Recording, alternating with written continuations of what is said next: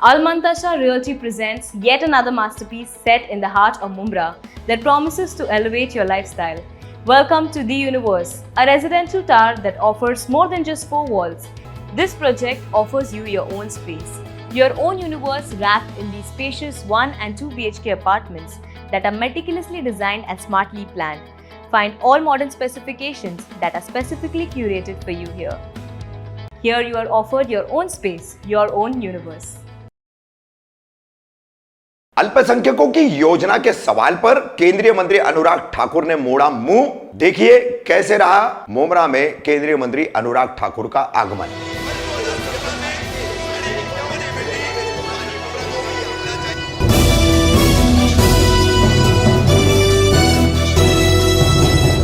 मैं रफीक कामदार हिंदुस्तानी रिपोर्टर में आपका स्वागत है। देश की 170 लोकसभा संसदीय सीटों पर भाजपा एक अलग तरह से तैयारी कर रही है, जिसमें एक क्षेत्र है कल्याण लोकसभा चुनाव क्षेत्र, जहां से फिलहाल बाला साहेब की शिवसेना के श्रीकांत शिंदे सांसद है, जो पहले कुल शिवसेना के सांसद थे। अब इस सीट पर भाजपा ने नजरें गड़ा रखी है और पंजे अपने लगा दिए हैं, क्योंकि पिछले 3 महीनों में केंद्रीय मंत्री अनुराग ठाकुर, जिन्हें इस संसदीय क्षेत्र का भारतीय जनता पार्टी की तरफ से इंचार्ज बनाया गया है, बूथ स्तर से लेकर जिला स्तर के कार्यक्रम, संगठनात्मक कार्यक्रम, संगठन की मजबूती, ताकि आने वाले चुनाव में भाजपा का उम्मीदवार यहां से जीत सके। तो इन तमाम मुद्दों के चलते भाजपा अपना काम कर रही है और इसी काम के चलते 14 फरवरी सोमवार को कल्याण लोकसभा क्षेत्र में पहुंचे केंद्रीय मंत्री अनुराग ठाकुर। अनुराग ठाकुर, इनके पास खेल मंत्रालय का जिम्मा है, यूथ अफेयर्स का जिम्मा है, इंफॉर्मेशन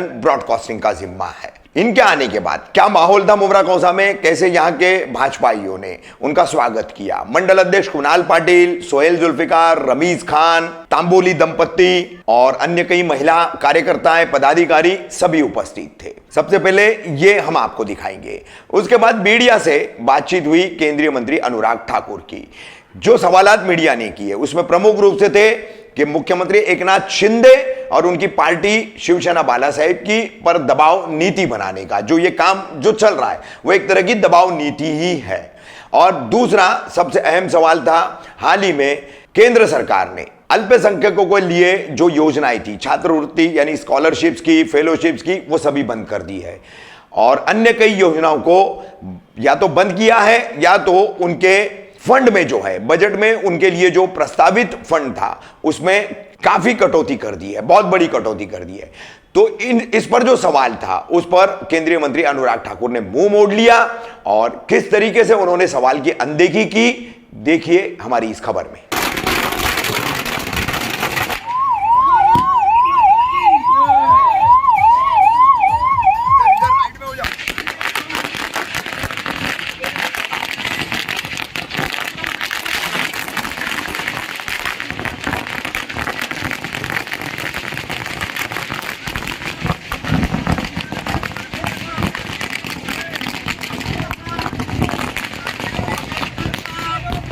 एक साइड से हम लोग अंदर 4 लोग जाएंगे, 4 करके आप लोग अंदर। अनुराग ठाकुर साहब आगे बढ़ो, हम तुम्हारे साथ हैं। गांवकर साहब आगे बढ़ो, हम तुम्हारे साथ हैं। दरेकर साहब आगे बढ़ो, हम तुम्हारे साथ हैं। भारत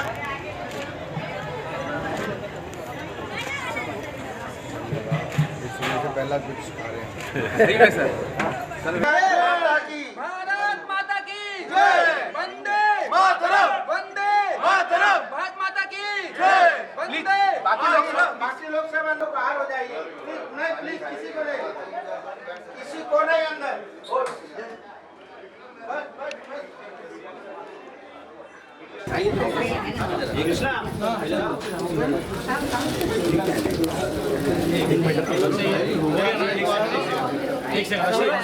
गड़बड़ नहीं 2 मिनट सबसे बाहर मिलेंगे, 2 मिनट सबसे बाहर मिलेंगे 2 मिनट अपने कार्यकर्ता बाकी 2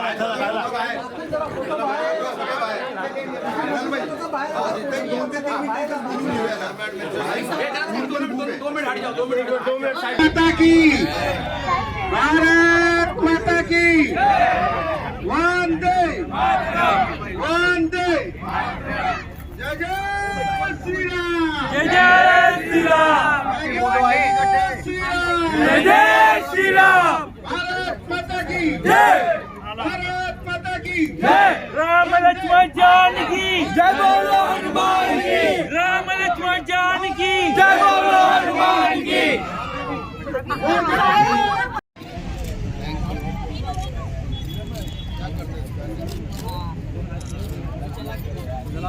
एक बार जोर से भारत माता की भारत माता की जय जय श्री राम जय जय श्री राम राम लक्ष्मण जानकी जय बोलो हनुमान की राम लक्ष्मण जानकी जय बोलो हनुमान की जय श्री राम जय श्री राम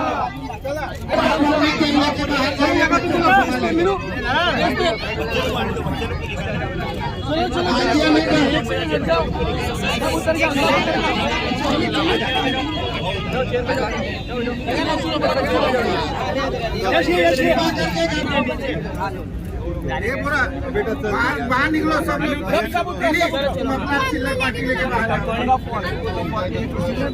आए आगे चलो एक कृपा करके साथी बना रहे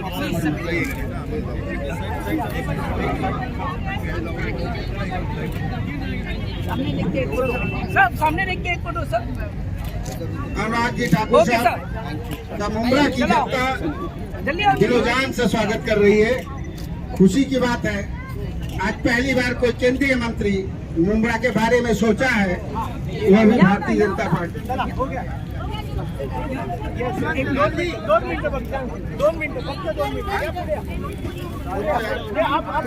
किसका हो हट जाओ किसका हो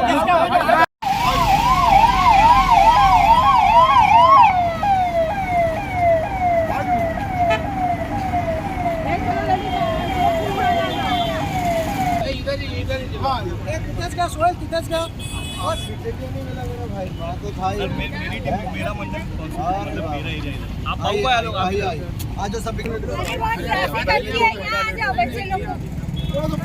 एक फोटो ले रहे हो थैंक यू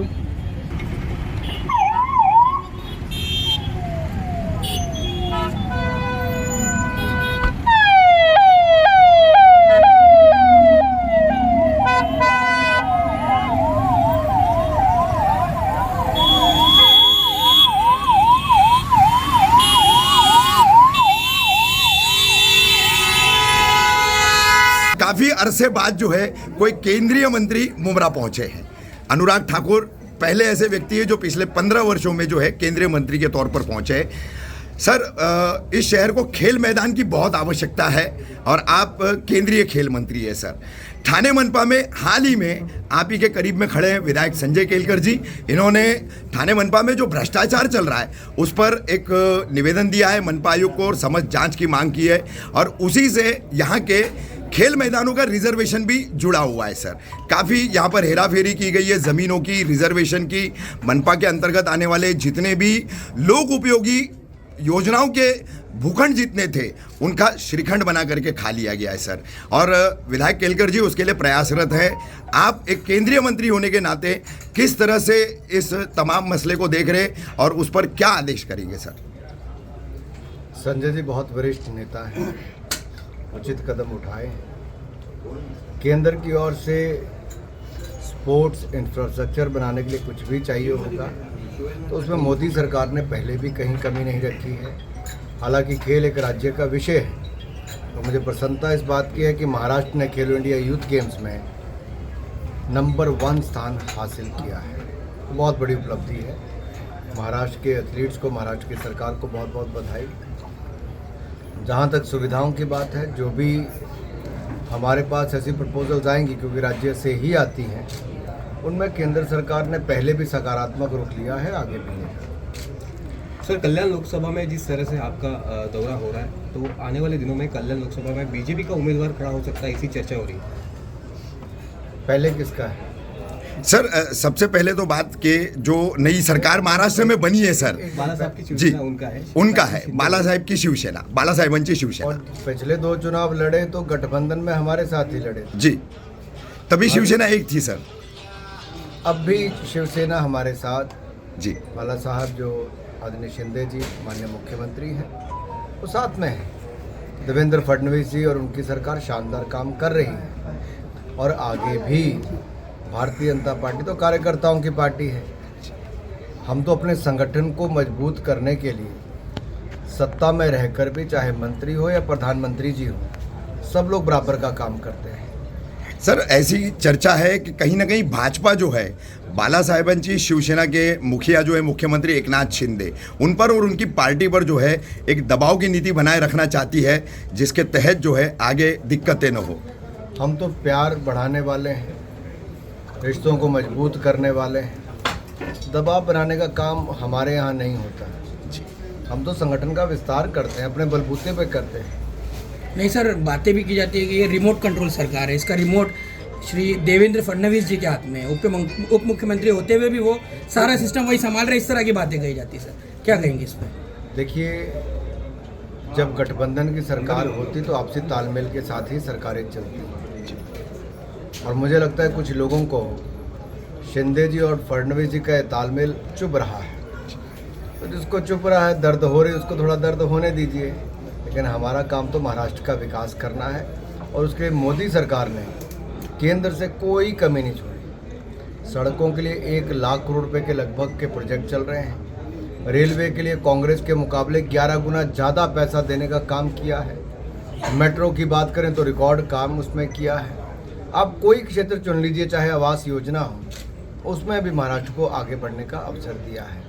तो केंद्र की ओर से महाराष्ट्र के विकास के लिए पूर्ण सहयोग मिल रहा है, और मोदी जी आगे भी पूरा सहयोग करेंगे। सर सबका साथ सबका विकास, लेकिन कई योजनाएं केंद्र सरकार जो है रद्द कर रही है अल्पसंख्यकों की। सर एक मिनट सर केवल इतने एक सवाल का जवाब से, केंद्र सरकार जो है अल्पसंख्यकों की योजनाएं रद्द कर रही है। सर नहीं लेके जाते दे दीजिए।